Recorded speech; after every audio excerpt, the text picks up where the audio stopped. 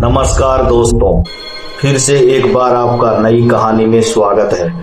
तो चलते हैं बिना किसी देर के कहानी की ओर। मेरा नाम रमन है और मैं भावनगर में रहता हूँ। हमारा केबल का बिजनेस है और आज मैं आप सबको उस किस्से के बारे में बताना चाहता हूँ जो मेरे साथ घटा था, जिसमें मेरी जान जाते जाते बची थी। जूनागढ़ के गिर जंगल में हम 3 दोस्त जंगली जानवर देखने गए थे। वहां मुझे जानवर तो ज्यादा नहीं दिखे, पर नाखूनों से मांस नोचती चुड़ैल मिल गई। यह मेरी खुशकिस्मती है कि आज मैं यह रियल स्टोरी शेयर करने के लिए जिंदा हूँ। 2 साल पहले की बात है। मंजीत दोपहर 2:30 बजे मेरे घर आया और उसने कहा कि चलो जूनागढ़ घूमने जाने का प्लान बना है।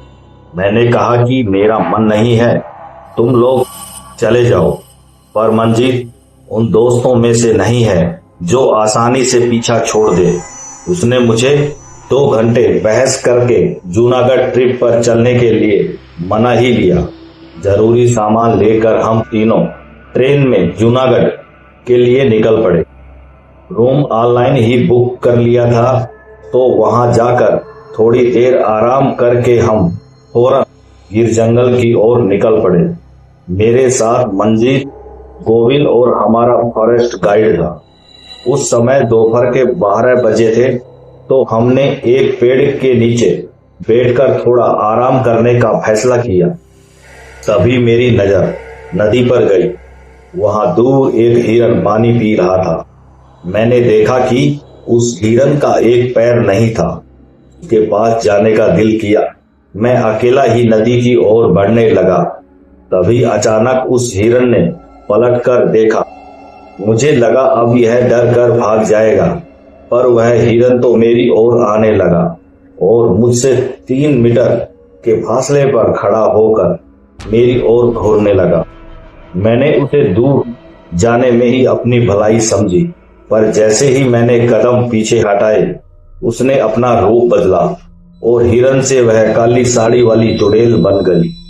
मैं अपने दोस्तों की ओर भागा, पर उसने लपक कर मेरे दोनों पैर पकड़ लिए और मुझे गिरा दिया और वह मेरे सीने पर बैठ गई। मैं बावलों की तरफ इधर उधर चीखें मारने लगा।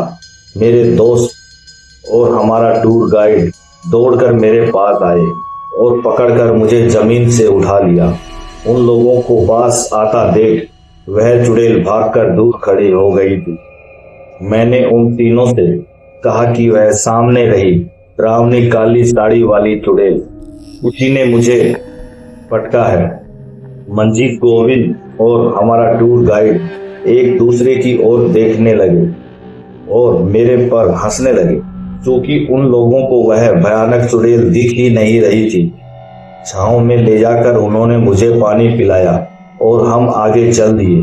घूमते घूमते शाम हो गई। करीब 6 बजे हम होटल की ओर लौटने लगे। मैंने मुड़कर देखा तो पाया कि वह चुड़ैल अब भी हमारा पीछा कर रही थी, पर वह सिर्फ मुझको ही देख रही थी। अगले दिन सुबह हमें घर वापस निकलना था, तो हम डिनर खाकर रात में 10 बजे तक सो गए। होटल में करीब रात के 3 बजे हमारे कमरे का दरवाजा किसी ने खटखटाया। मुझको लगा कि कहीं दरवाजे पर वह चुड़ैल ही होगी, इसलिए मैंने मंजीत और गोविंद को जगा दिया और दरवाजा खोलने को कहा। जैसे ही दरवाजा खुला तो हमने देखा कि वेटर खड़ा था। उसे देखकर मेरी सांस में सांस आई। वेटर ने मेरा नाम पुकारा और कहा कि आपके पिता बाहर पार्किंग में खड़े हैं, वह आपको नीचे बुला रहे हैं। मैं समझा कि शायद पिताजी मुझे सरप्राइज देने जूनागढ़ पहुंच रहे होंगे। मैं फौरन दौड़ता हुआ नीचे भागा और मेरे दोनों दोस्त आंखें मलते हुए फिर से सो गए। नीचे जाकर देखा तो पापा ही थे। मैं उनसे गले मिला, पर अचानक पापा का रूप बदल गया और हकीकत में वह तो गिर जंगल वाली चुड़ैल जिसने जाल बिछाकर मुझे वहां बुलाया था। मेरे मुंह से आवाज निकले कि उससे पहले वह मुझे बालों से घसीटकर फिर गिर जंगल की ओर ले जाने लगी। मैं तो अधमरा हो गया था। अब मैं उस चुड़ैल की कैद में था और जंगल में उसी नदी किनारे पड़ा था। वह चुड़ैल मुझे नाखूनों से नोचने लगी और काटने लगी जैसे कि मैं उसका खाना हूं। तभी अचानक एक विकराल प्रेत आया और वह उस चुड़ैल पर हमला करने लगा। शायद वह दोनों मुझे खाने के लिए ही झगड़ रहे थे। मेरा डर का एहसास मर चुका था। मुझे पता था कि अब इन दोनों में से एक मेरी जान निकालने वाला है। भीषण लड़ाई में प्रेत की जीत हुई और वह चुड़ैल हार मानकर कराहती हुई अदृश्य हो गई। अब वह प्रेत मुझे खाने के लिए शायद मेरे पास आ रहा था। उसके पैरों की आहट मैं आज भी महसूस कर सकता हूँ। उसने मुझको मेरे बालों से पकड़कर खड़ा कर दिया और घसीटते हुए उसने मुझको वहां से एक ओर फेंक दिया। मैं जान लगाकर भागता दौड़ता होटल तक पहुंचा और अपने दोस्तों को जगाकर अपने साथ हुई घटना के बारे में बताने लगा। पर वह दोनों तो इस बात से ही मुकर गए कि रात में किसी वेटर ने दरवाजा खटखटाया था और मैं कमरे से बाहर भी गया था। शायद मैं यह कभी साबित ना कर सकूं कि मैंने किस प्रकार का आतंक झेला था, पर उस रात में मौत के मुंह से वापस आया था। कोई माने या न माने, मेरी यही सजा उस रात की हकीकत है।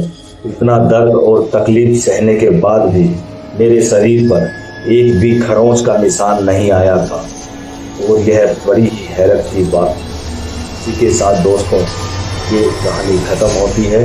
अगर आपको मेरी कहानी अच्छी आई तो लाइक करें, सब्सक्राइब करें और शेयर करें। धन्यवाद।